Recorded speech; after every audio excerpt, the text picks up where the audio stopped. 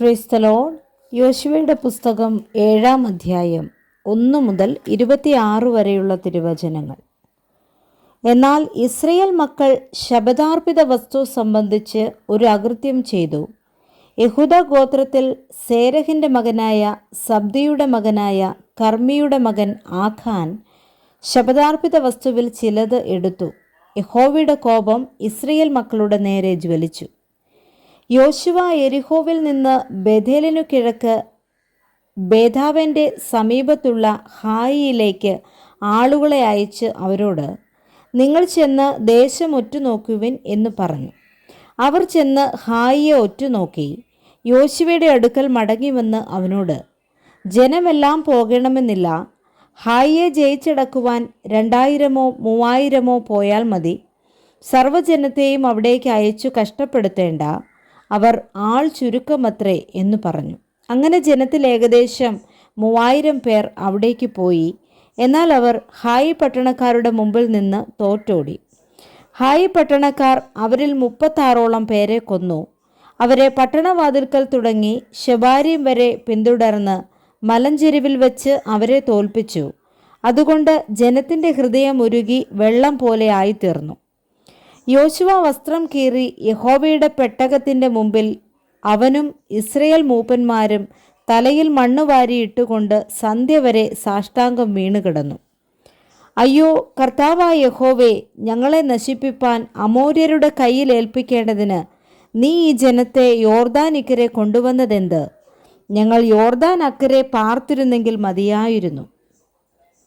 യഹോവേ, ഇസ്രയേൽ ശത്രുക്കൾക്ക് പുറം കാട്ടിയ ശേഷം ഞാൻ എന്തു പറയേണ്ടു?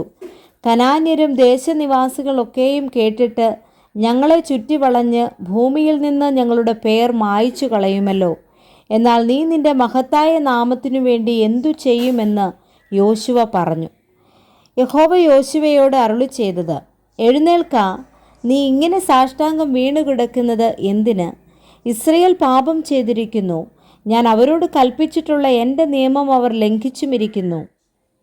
അവർ ശപഥാർപ്പിതം എടുത്തിരിക്കുന്നു. അവർ മോഷ്ടിച്ചു മറവ് ചെയ്ത് തങ്ങളുടെ സാമാനങ്ങൾക്കിടയിൽ അത് വെച്ചിരിക്കുന്നു. ഇസ്രയേൽ മക്കൾ ശാപഗ്രസ്തരായി തീർന്നതുകൊണ്ട് ശത്രുക്കളുടെ മുമ്പിൽ നിൽപ്പാൻ കഴിയാതെ ശത്രുക്കൾക്ക് പുറം കാട്ടേണ്ടി വന്നു. ശാപം നിങ്ങളുടെ ഇടയിൽ നിന്നു നീക്കാതിരുന്നാൽ ഞാൻ നിങ്ങളോട് കൂടെ ഇരിക്കയില്ല. നീ എഴുന്നേറ്റ് ജനത്തെ ശുദ്ധീകരിച്ച് അവരോട് പറക, നാളത്തേക്ക് നിങ്ങളെ തന്നെ ശുദ്ധീകരിപ്പിൻ.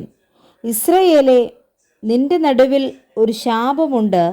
ശാപം നിങ്ങളുടെ ഇടയിൽ നിന്നു നീക്കിക്കളയും വരെ ശത്രുക്കളുടെ മുമ്പിൽ നിൽപ്പാൻ നിനക്ക് കഴിയുകയില്ല എന്നിങ്ങനെ ഇസ്രയേലിൻ്റെ ദൈവമായ യഹോവ കൽപ്പിക്കുന്നു. നിങ്ങൾ രാവിലെ ഗോത്രം ഗോത്രമായി അടുത്തു വരേണം. യഹോവ പിടിക്കുന്ന ഗോത്രം കുലം കുലമായി അടുത്തു വരേണം.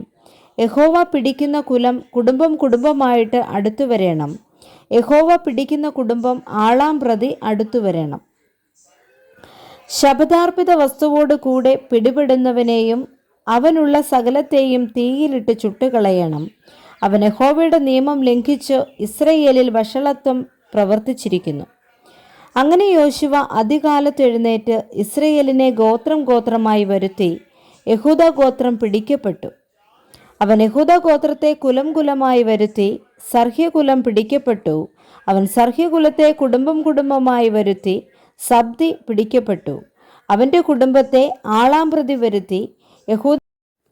യഹൂദ ഗോത്രത്തിൽ സേരഹിൻ്റെ മകനായ സബ്ദിയുടെ മകനായ കർമ്മിയുടെ മകൻ ആഖാൻ പിടിക്കപ്പെട്ടു. യോശുവ ആഖാനോട്, മകനെ, ഇസ്രയേലിൻ്റെ ദൈവമായ യഹോവയ്ക്ക് മഹത്വം കൊടുത്ത് അവനോട് ഏറ്റുപറയുക. നീ എന്തു ചെയ്തു എന്ന് പറക, എന്നോട് മറച്ചു വയ്ക്കരുത് എന്ന് പറഞ്ഞു. ആഖാൻ യോശുവയോട്, ഞാൻ ഇസ്രയേലിൻ്റെ ദൈവമായ യഹോവയോട് പിഴച്ച് ഇന്നത് ചെയ്തിരിക്കുന്നു സത്യം. ഞാൻ കൊള്ളയുടെ കൂട്ടത്തിൽ വിശേഷമായൊരു ബാബിലോണ്യ മേലങ്കിയും 200 ശേക്കൽ വെള്ളിയും 50 ശേക്കൽ തൂക്കമുള്ള ഒരു പൊൻകട്ടിയും കണ്ടു മോഹിച്ച് എടുത്തു. അവ എൻ്റെ കൂടാരത്തിൻ്റെ നടുവിൽ നിലത്ത് കുഴിച്ചിട്ടിരിക്കുന്നു. വെള്ളി അടിയിലാകുന്നു എന്ന് ഉത്തരം പറഞ്ഞു. യോശുവ ദൂതന്മാരെ അയച്ചു. അവർ കൂടാരത്തിൽ ഓടിച്ചെന്നു. കൂടാരത്തിൽ അതും അടിയിൽ വെള്ളിയും കുഴിച്ചിട്ടിരിക്കുന്നത് കണ്ടു. അവർ അവയെ കൂടാരത്തിൽ നിന്ന് എടുത്ത് യോശുവയുടെയും എല്ലാ ഇസ്രയേൽ മക്കളുടെയും അടുക്കൽ കൊണ്ടുവന്ന് യഹോവയുടെ സന്നിധിയിൽ വെച്ചു. അപ്പോൾ യോശുവയും എല്ലാ ഇസ്രയേലും കൂടെ സേരഹിൻ്റെ പുത്രനായ ആഖാനെ വെള്ളി, മേലങ്കി, പൊൻകട്ടി, അവൻ്റെ പുത്രന്മാർ, പുത്രിമാർ, അവൻ്റെ കാള, കഴുത, ആട്, കൂടാരം, ഇങ്ങനെ അവനുള്ള സകലവുമായി ആഖോർ താഴ്വരയിൽ കൊണ്ടുപോയി. നീ ഞങ്ങളെ വലച്ചത് എന്തിന്? യഹോവ ഇന്നു നിന്നെ വലയ്ക്കുമെന്ന് യോശുവ പറഞ്ഞു. പിന്നെ ഇസ്രയേൽ എല്ലാം അവനെ കല്ലെറിഞ്ഞു, അവരെ തീയിലിട്ട് ചുട്ടുകളയുകയും കല്ലെറിയുകയും ചെയ്തു. അവൻ്റെ മേൽ അവർ ഒരു വലിയ കൽക്കുന്നു കൂട്ടി, അത് ഇന്നുവരെ ഇരിക്കുന്നു.